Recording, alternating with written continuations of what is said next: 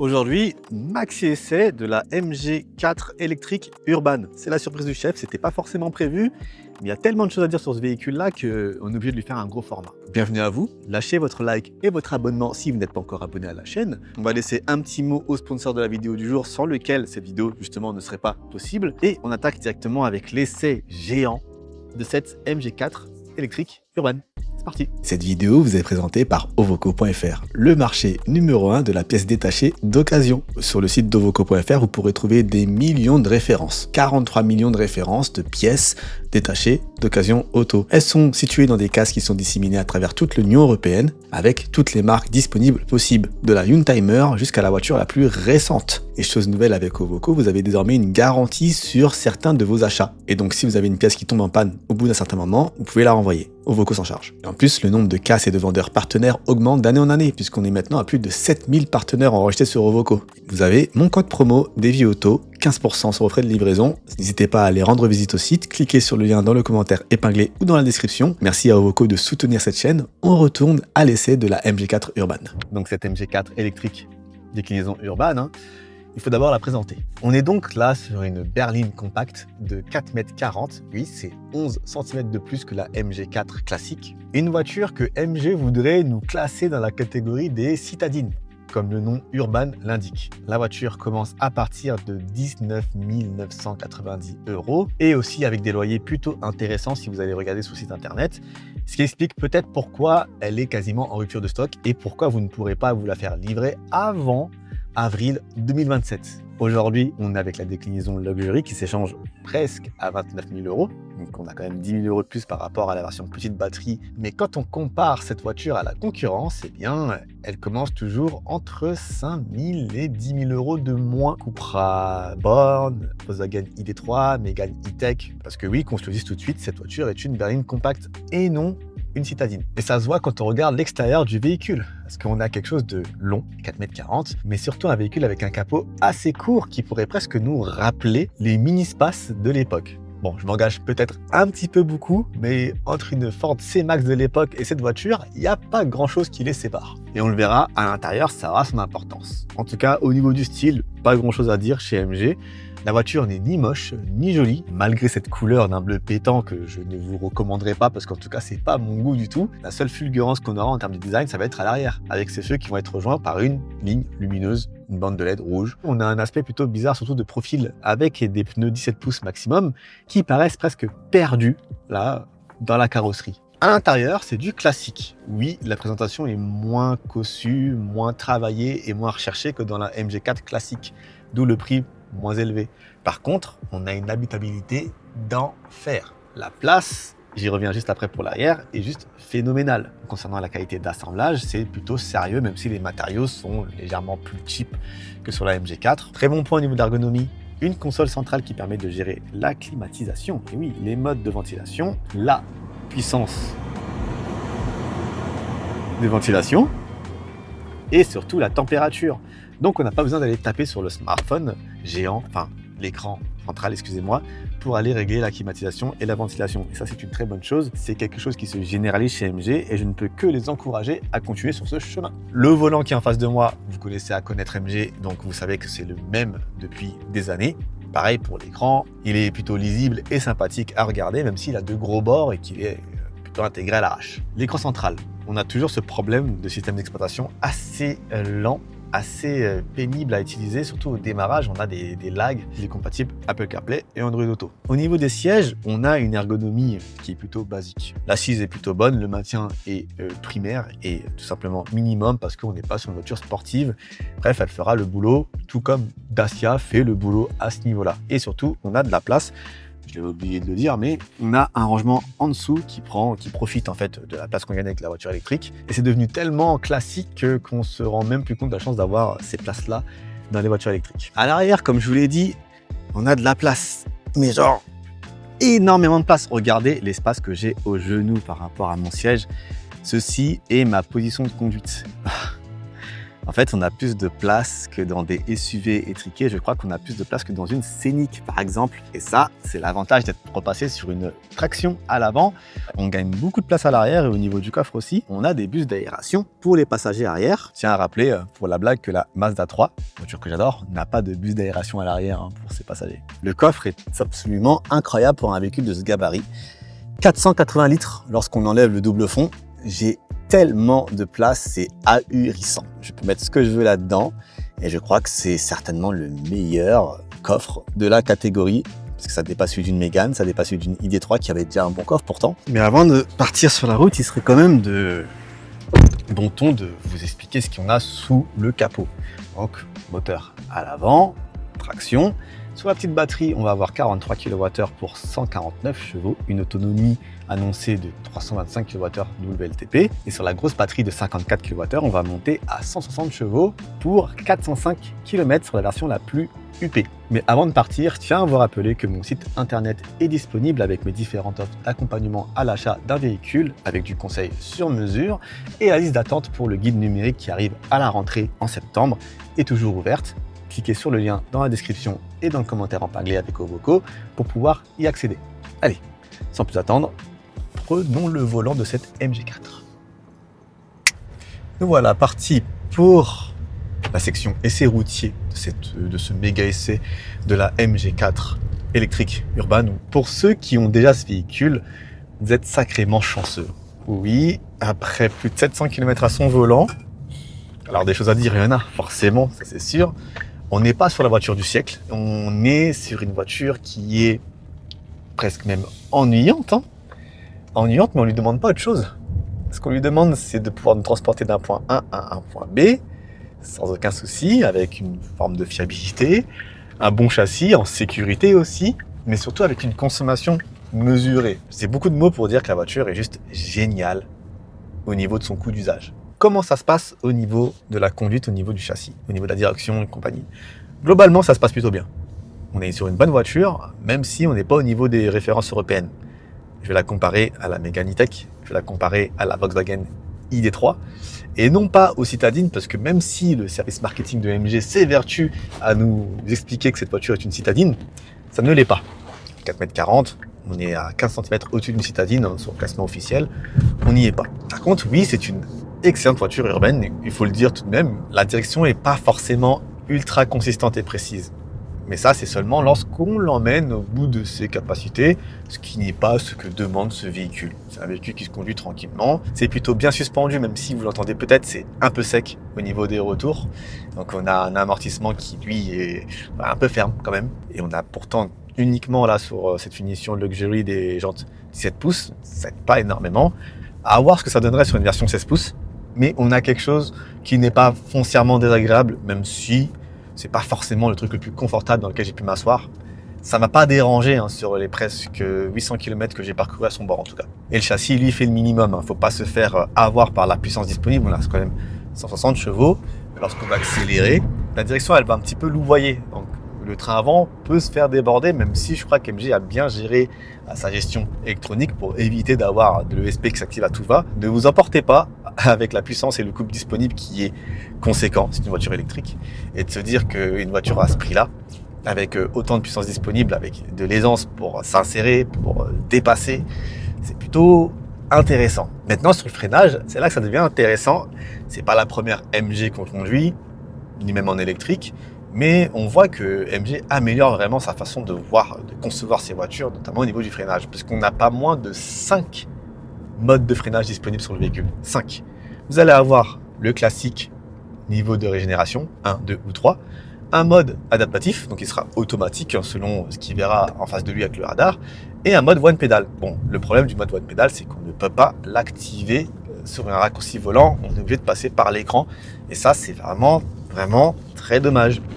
Le one pedal est plutôt intéressant, même s'il y a encore cette espèce de tampon, cette espèce de lag lorsqu'on relâche la pédale, donc on est quand même assez éloigné de ce que peut offrir une Tesla, une BMW ou une Kia. C'est les 3 références que je cite sur chacun de mes essais, ça ne bougera quasiment pas.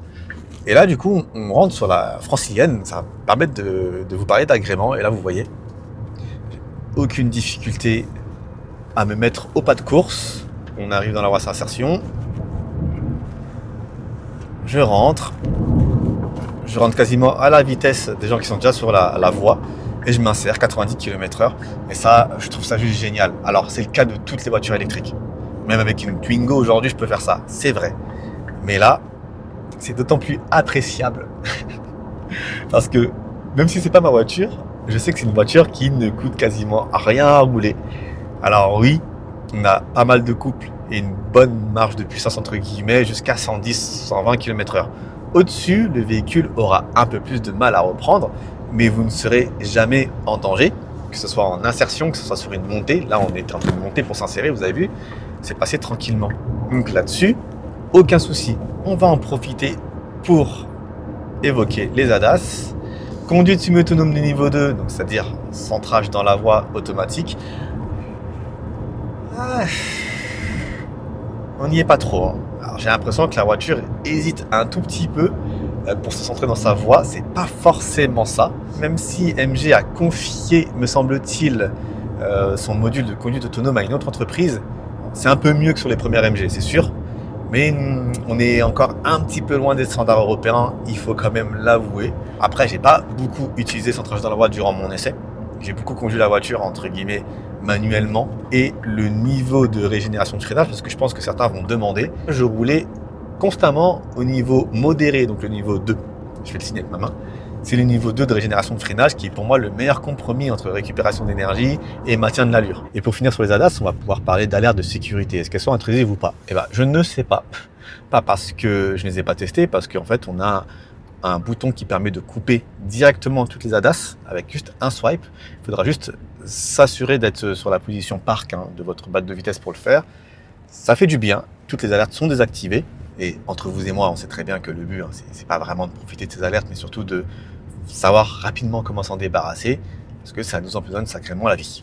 On va parler certainement du plus gros morceau, et qui est aussi le morceau qui me choque le plus. J'en avais parlé sur l'onglet communauté. Cette voiture me choque. Ce qui me choque avec cette voiture, c'est sa consommation.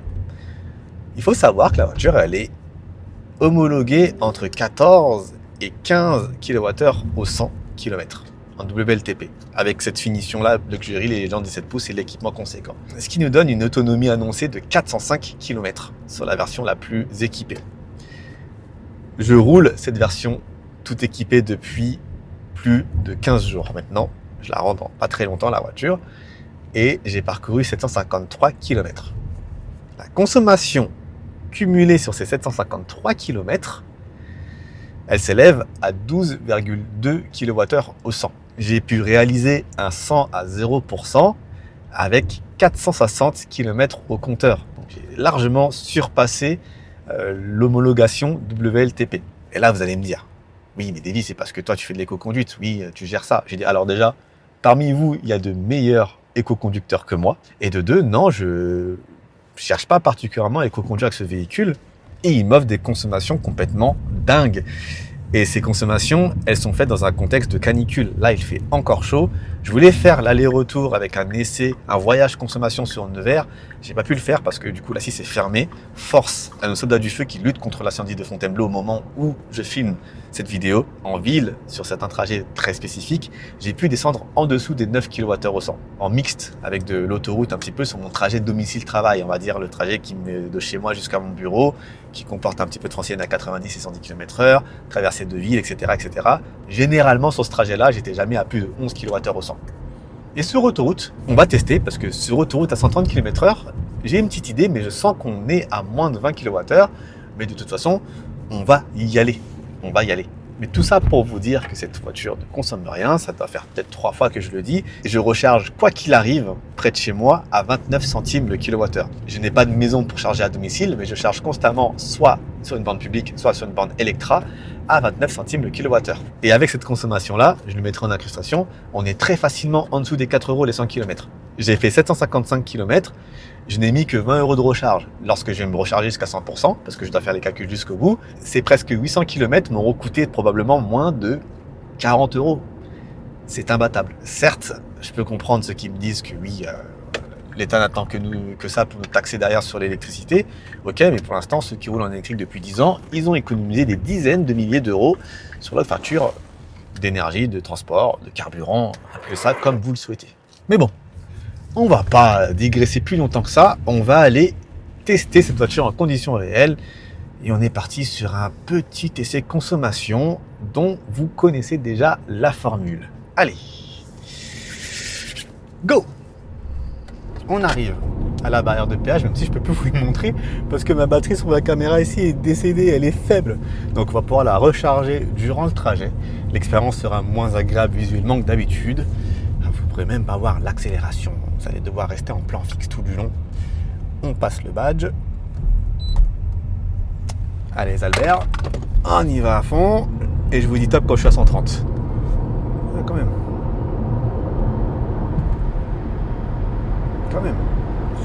Pas mal du tout ça. Ah, ça galère un peu plus. Là, top 130. Ce qu'on sent directement, c'est une insonorisation qui est compliquée. Hein. On va la checker. Ouais, au niveau sonore, ça va à 66. Par contre, c'est au niveau des montants que j'ai beaucoup de son qui revient. On remet tout à 0 et on va calculer la petite conso. C'est parti. On arrive au bout de nos 15 km parce que là on est sur l'ancienne version, on est sur l'ancien trajet. Sur une électrique, ça sert à rien de faire le même trajet que sur l'hybride. Nous sommes à 21,1 kWh. Le truc, c'est que je suis parti seulement avec 30%. Moi je connais ce trajet là, vu l'autonomie qui est annoncée, logiquement je n'arrive pas au bout du parcours, mais bon, forcément on va pouvoir récupérer un petit peu d'autonomie en roulant moins vite, du moins je l'espère. On va bientôt sortir de l'autoroute. Bilan de ce passage à 110 km/h, on est donc à 16 kWh au 100 km à 110 km/h, ce qui est plutôt correct. Encore une fois, la voiture se débrouille plutôt bien. On n'est pas au niveau de chez Tesla, mais c'est correct. On sort de l'autoroute et direction Nangis. Non, Nangis. Oui, Nangis. Nous arrivons sur le contournement de Nangis. Disons que bon, il me reste 13%. J'ai parcouru 20 km. Il m'indique 43 km d'autonomie restante. Normalement, j'arrive à Melun sans aucun problème. Bon, le sujet, c'est surtout la consommation. Je vous la révèle pas tout de suite, parce qu'elle est vraiment très bien. On a une très très belle consommation. On fait le point en arrivant à Melun, tranquillement, si j'y arrive, mais je pense que ça va aller. 13%, 43 km d'autonomie. En ville, la consommation, elle baisse encore un peu plus. Je pense qu'on est tranquille en vrai, ça va. Nous rentrons dans Melun après 45 km parcourus sur départemental à 80-90 et des traversées de village, et nous sommes à 10,8 kWh au 100. Est-ce que j'ai besoin de faire un commentaire? Je ne sais pas. Après, en même temps, c'est la première voiture électrique qui passe sur l'essai consommation sur la chaîne. D'habitude, c'était un format qui était réservé aux hybrides. J'ai même eu un diesel qui est passé ici. Mais là, sur l'ensemble du trajet, on est déjà assez loin de l'homologation WLTP et on est en train de rentrer dans la phase la plus favorable, la ville. On se retrouve à la sortie de Melun. Petite mise au point, et aussi on va directement aller à la borne Electra. J'ai pas besoin de vous dire que niveau autonomie je suis tranquille parce que j'ai perdu 0 km. Je suis toujours à 32 km d'autonomie alors que j'ai parcouru 45 km, donc je suis pépère. Et nous sommes arrivés au chargeur Electra du Woodshop Cesson. Nous avons parcouru 12 km en circulation urbaine. Nous sommes à 10 kWh au 100, tout pile. J'ai réussi à descendre à 9 par moment, on est remonté. Mais en gros, c'est ce que vous allez avoir si vous voulez quasiment constamment en ville. 86 km de parcouru avec une moyenne à radiateur de bord de 13,2 kWh au 100. Cette voiture est un chameau. Je branche la voiture et on conclut cette vidéo. Ok? C'est quand même pas mal. Oh, c'est génial. Voilà. Bon, on est branché, on est en train de charger. Comme je l'avais dit, on recharge de 10 à 80% en une trentaine de minutes, 28 minutes. Sur ce trajet, du coup, les 86 km parcourus à 13,2 kWh au 100, ça nous donne une consommation totale d'à peu près 11 kWh 35. Et donc, nous avons eu un trajet qui a coûté 3,29 € exactement, avec un prix de référence de 3,83 € au 100 km. Qu'est-ce qu'on peut conclure de ce véhicule? Vous l'avez vu, c'est agréable à conduire, c'est bien équipé, même en finition entrée de gamme, vous avez une pompe à chaleur, ce qui change pas mal de choses. En fait, cette MG4 électrique Urban, elle va avoir, pour le prix d'une Twingo, l'habitabilité d'une Golf, une recharge rapide efficace, une belle consommation, vraiment une très très belle consommation. C'est une compacte familiale entre guillemets. Tout ça, elle vous le propose pour le prix d'une Twingo. Et c'est là le problème en fait. J'adore la Renault Twingo. Mais la véritable voiture du peuple, la voiture électrique du peuple, je crois que c'est cette MG4 électrique urbaine. En termes de valeur, en termes de rapport qualité-prix, prestation, équipement, c'est la meilleure voiture que j'ai testée cette année. Jusqu'à ce qu'une autre voiture chinoise avec un prix défiant toute concurrence et des prestations plus que correctes débarque. Ce sera tout pour cet essai. N'oubliez pas, si ce n'est pas encore fait, de booster cette vidéo, de la liker, de la partager, de vous abonner si ce n'est pas encore le cas. Et si vous voulez voir ce que donne la consommation d'une MG ZS hybride sur plus de 1000 km, cliquez sur la vidéo qui se trouve là en face de moi et on se retrouve dans un instant. Peace!